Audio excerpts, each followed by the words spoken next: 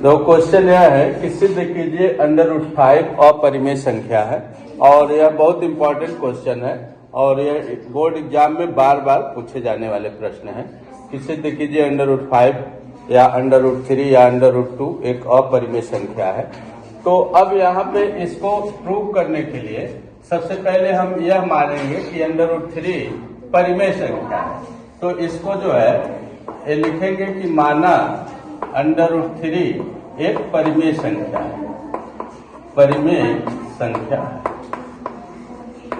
ठीक, परिमेय संख्या है। तो इसका मतलब यह हो गया कि जब हम इसको परिमेय संख्या सपोज कर लिए तो परिमेय संख्या सपोज कर लिए तो इसको हम लिख सकते हैं कि √3 इक्वल टू P/Q, ठीक है, जहां P तथा Q सह अभाज्य संख्या है, सह अभाज्य संख्या है। सह और Q नॉट इक्वल टू 0। ये इतना लिखना बहुत जरूरी है, ये इतना स्टेटमेंट लिखना बहुत जरूरी है कि P और Q सह अभाज्य संख्या है और Q नॉट इक्वल टू 0 का मतलब Q का मान 0 नहीं हो सकता है।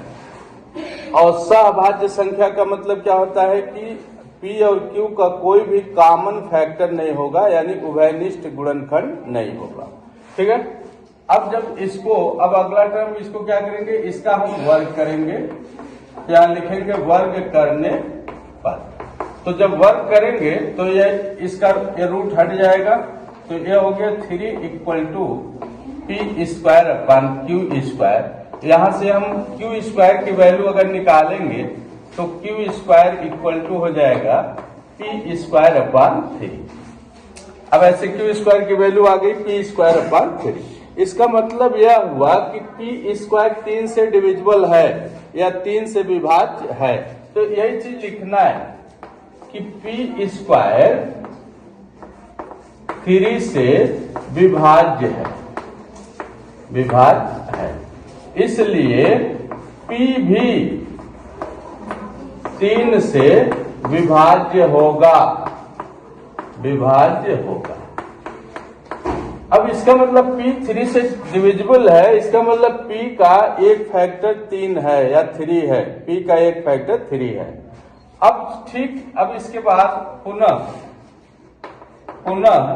यहाँ पे हम क्या करेंगे कि P इक्वल टू, हम यहाँ पे 3 एक कोई कांस्टेंट ले लेंगे, जैसे हमने मान लिया P equal to 3C, P equal to 3C।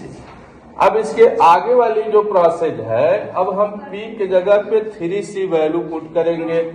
तो P के जगह पे 3C वैल्यू इसी में पुट करो तो ये हो जाएगा क्या, Q², P के जगह पे यहाँ पे 3C जब रखेंगे तो इसका स्क्वायर हो जाएगा 9C²/3।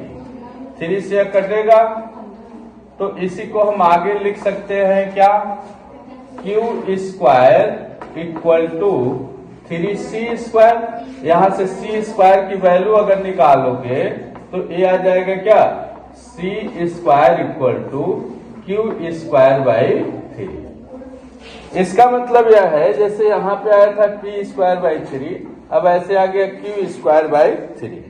तो इसका मतलब यह है कि Q² 3 से डिविजिबल है।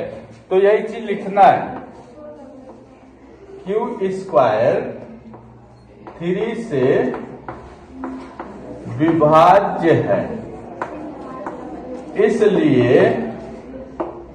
इसलिए Q भी 3 से विभाज्य होगा, विभाज्य होगा।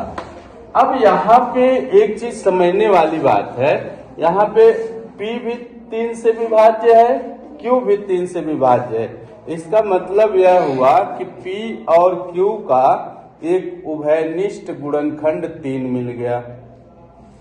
अब जबकि यहाँ पे माना गया था P और Q सह अभाज्य संख्या का मतलब इसका कोई उभयनिष्ठ गुणनखंड नहीं है, ठीक है। और यहाँ पे कह रहा है, स्टेटमेंट में आ गया कि P और Q का एक उभयनिष्ठ गुणनखंड 3 है। तो अब यहाँ पे लिखना यही है, अतः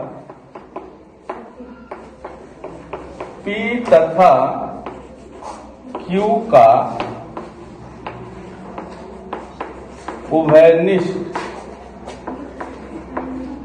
गुणनखंड 3 है, यानी P और Q का उभयनिष्ठ गुणनखंड 3 है। जबकि यहाँ पे जो स्टेटमेंट हमने माना था कि यह P और Q का कोई उभयनिष्ठ गुणनखंड नहीं है, यहाँ पे आ गया P और Q का उभयनिष्ठ गुणनखंड 3 है, तो इसका मतलब जो कथन माना गया था वह गलत है।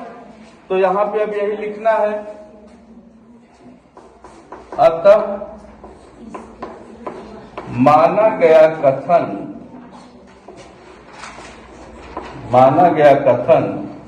गलत है, या इसको लिख सकते हैं माना गया कथन में विरोधाभास है, इसलिए √3 एक अपरिमेय संख्या है, अपरिमेय संख्या है। ये इसका पूरा प्रूविंग है, और ये जैसे बताया गया ठीक ऐसे ही लिखना है। ये आपका बोर्ड एग्जाम के दृष्टि से काफी महत्वपूर्ण है। हर बोर्ड एग्जाम में यह जरूर पूछा जाता है। बस इसमें चेंजिंग क्या कर देता है, √3 की जगह पे √5 कर देगा या √2 कर देगा। तो इस केवल यह बहुत महत्वपूर्ण है, इसको पूरा सेम ऐसे ही नोट करके इसको कंप्लीट कर डालें। Thank you.